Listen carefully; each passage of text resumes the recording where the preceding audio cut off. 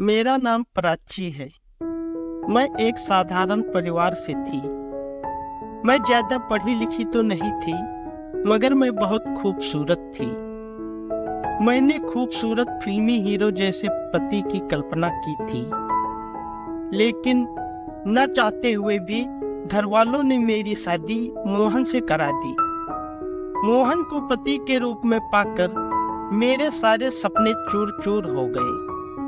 मोहन का रंग सांवला और कद नाकदार था।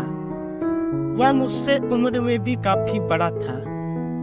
हालांकि मोहन सीधा साधा और नेक इंसान था। वह मुझसे बहुत प्यार करता था और मुझे खुश करने के लिए अच्छे अच्छे तोहफे लाता था, मगर मैं मुंह बिचकाकर तोहफे एक ओर रख देती। मैं हमेशा तनाव में रहती। मुझे पति के साथ घूमने फिरने में भी शर्म महसूस होती। मेरा एक देवर था, उसका नाम राहुल था। वह काफी सुंदर था। मैं तो अपने देवर पर फिदा थी। पहली नजर में ही मैं उसकी दीवानी हो गई थी। राहुल मेरा हम उम्र भी था। मुझको लगा कि मेरे सपनों का राजकुमार तो राहुल ही है। राहुल की नई नई नौकरी थी, उसे बहुत कम फुर्सत मिलती थी। अक्सर वह घर से बाहर ही रहता था। ऐसे में मुझको देवर का साथ बेहद भाता। मैं उसके साथ खूब हंसी मजाक करती। राहुल को रिझाने के लिए मैं उसके इर्द गिर्द मंडराती रहती। जानबूझकर मैं साड़ी का पल्लू सरका कर रखती। मेरे गोरे खूबसूरत बदन को राहुल जब चोर निगाहों से घूरता तो मेरे दिल में शहनाइयां बज उठती। मैं चाहती कि राहुल मेरे साथ छेड़छाड़ करे, मगर लोग लाज के डर और घबराहट के चलते राहुल ऐसा नहीं कर पाता था। मैंने देखा कि राहुल की तरफ से कोई पहल नहीं हो रही है, तो मैं उसके और भी करीब आने लगी। मैं उसका खूब ख्याल रखती।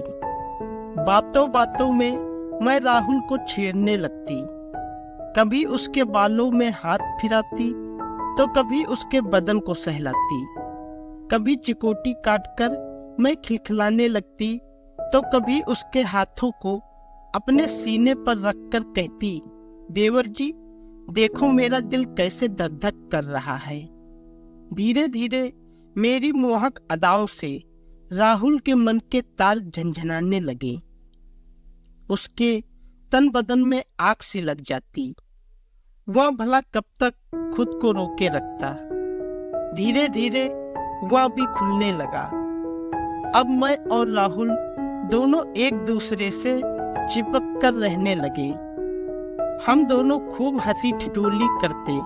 वह एक दूसरे की चुहलबाजियों से खूब खुश होते।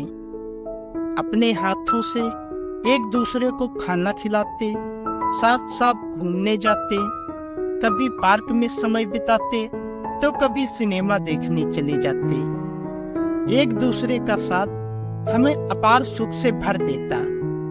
हम दोनों की नजदीकियां बढ़ने लगी। राहुल के प्यार से मुझको बेहद खुशी मिलती। अब मुझको राहुल अपनी बाहों में भरकर चूम लेता तो कभी गोद में उठा लेता। कभी मेरे सीने पर सिर रखकर राहुल कहता, इस दिल में अपने लिए जगह ढूंढ रहा हूँ, मिलेगी क्या? मैं भी कहती, आपके लिए तो जगह ही जगह है।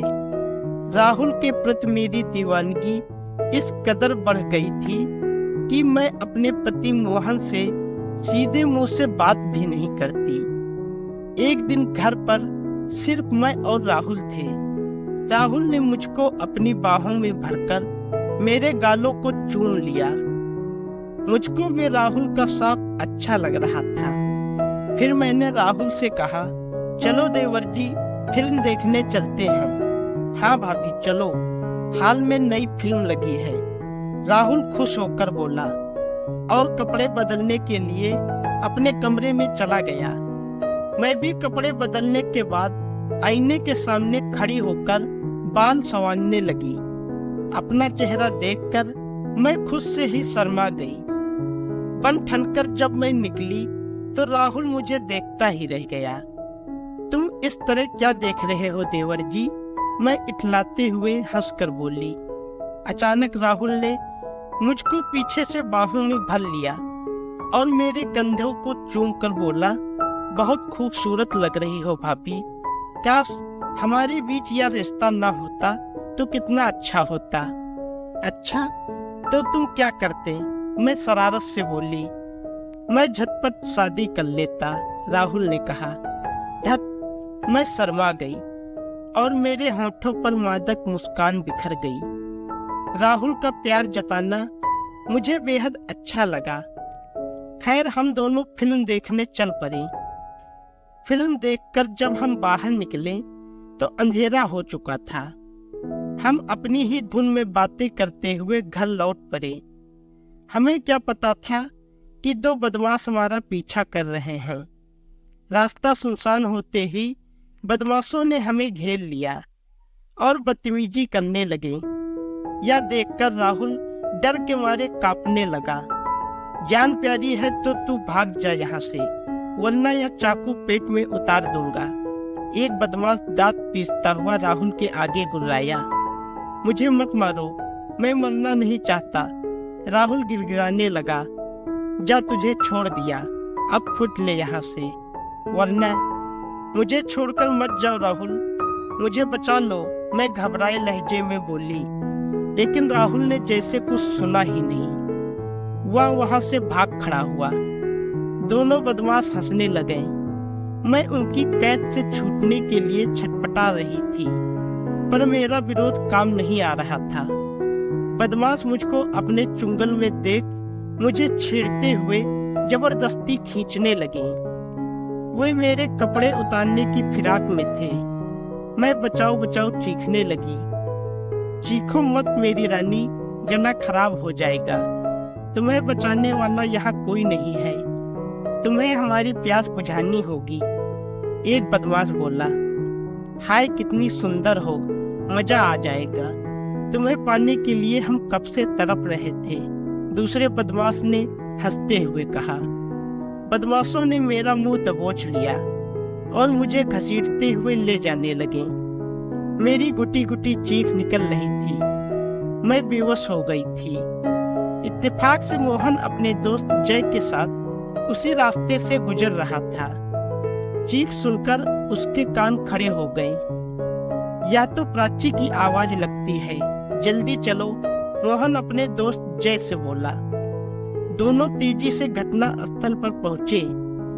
जय ने टॉर्च जलाई तो बदमाश रोशनी में नहा गए। बदमाश मेरे साथ जबरदस्ती करने की कोशिश कर रहे थे। मैं लाचार हिरनी सी छटपटा रही थी। मोहन और जय फौरन बदमाशों पर टूट पड़े। उन दोनों ने हिम्मत दिखाते हुए उनकी पिटाई करनी शुरू कर दी। मामला बिगड़ता देख बदमाश भाग खड़े हुए, लेकिन जाते जाते उन्होंने मोहन को जख्मी कर दिया। मैंने देखा कि मोहन घायल हो गया है। मैं जैसे तैसे खड़ी हुई और मोहन के सीने से लगकर फूट फूट कर रो पड़ी। मैंने अपने आंसुओं से मोहन के सीने को तर कर दिया। चलो घर चले, मोहन ने मुझको सहारा दिया। हमें घर पहुंचाकर जय वापस चला गया। मैं अभी भी घबराई हुई थी, पर धीरे धीरे मैं ठीक हुई। यह क्या, आपके हाथ से तो खून बह रहा है। मैं पट्टी बांध देती हूँ। मोहन का जख्म देखकर मैंने कहा, मामूली सा जख्म है, जल्दी ठीक हो जाएगा। मोहन प्यार से मुझको देखते हुए बोला। अब मेरे दिल में पति का प्यार बस चुका था। मोहन से नजर मिलते ही मैं शर्मा गई। आज मुझे लगा कि अगर आज मेरा पति न होता तो न जाने उन बदमाशों ने मेरे साथ क्या किया होता। मैं मोहन के गले लग गई। मेरा प्यार देखकर मोहन की आंखें छलछला आईं। बीबी का सच्चा प्यार पाकर मोहन के वीरान दिल में हरियाली छा गई। वह मुझको अपनी बाहों में भरने के लिए मचल उठा। इतने में मेरा देवर राहुल सामने आ गया। वह अभी भी घबराया हुआ था। बड़े भाई के वहां से जाने के बाद राहुल ने मुझसे हालचाल पूछना चाहा, तो मैंने उसे दूर रहने का इशारा किया। तुमने तो मुझे बदमाशों के हवाले कर ही दिया था। अगर मेरे पति समय पर न पहुंचते तो मैं लुट ही गई थी। कैसे देवर हो तुम? जब मैंने कहा तो राहुल का सिर शर्म से झुक गया। वह मुझसे नजरें नहीं मिला पा रहा था। आज इस घटना ने मेरी आंखें खोल दी। अब मुझे अपना पति ही सच्चा हमदर्द लग रहा था। मैं अपने कमरे में चली गई और दरवाजा बंद कर लिया। राहुल वहां से सिर झुकाए वापस चला गया। दोस्तों, अगर आपको कहानी अच्छी लगी है तो वीडियो को लाइक करें, शेयर करें और हमारे चैनल को सब्सक्राइब करें। धन्यवाद।